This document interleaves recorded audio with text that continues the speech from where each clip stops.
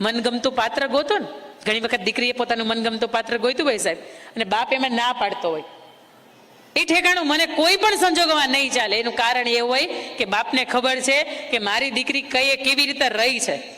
એને દૂધ માંગ્યું હોય ને તો મેં દૂધ કોલ્ડ ડ્રિંક્સ આપ્યું હોય, ને એને પાણી માંગ્યું હોય ને તો મેં દૂધ આપ્યું હોય. આવી રીતે એને હચવાણી છે. અને ત્યાં કાંઈ નથી, માત્ર ચહેરો ઝારો છે. નથી ભણતર, નથી કુટુંબ, નથી ખાનદાન, નથી કોઈ ભવિષ્યની કોઈ સુરક્ષા.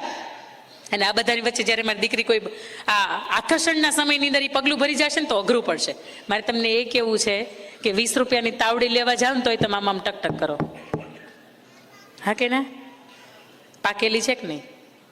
તમે 400 રૂપિયાનો 500 રૂપિયાનો ગોળો લેવા જાવ ને તોય તમે ટકટક કરો. હા કે ના? પાક્યો છે કે નહીં? મારી ખાસ કરીને અહીંયા બેઠેલી દીકરીઓ છે ને એને કેવું છે કે જ્યારે ભવિષ્ય આ આખું છે ને કોકને સોંપવાનું હોય ને ત્યારે એને ત્યાં આમ ટકટક કરવા પાકેલો છે કે નહીં, એની સાથે મારી ભવિષ્યની કોઈ પણ જાતની સુરક્ષા છે કે નહીં. આ પાત્રને હું મારા પપ્પાની સામે લઈને જઈશ ને એવું કહીશ કે કદાચ આ પાત્ર મને ગમી ગયું છે ને મારે લગ્ન આની યાર કરવા છે, સગપણ આની યાર કરવા છે, વેવિચાર આની યાર કરવા છે, મારા પપ્પા મને ના ન પાડે ને આવું પાત્ર ગોતજો. કદાચ જો જાતે ગોતો તો મનગમતું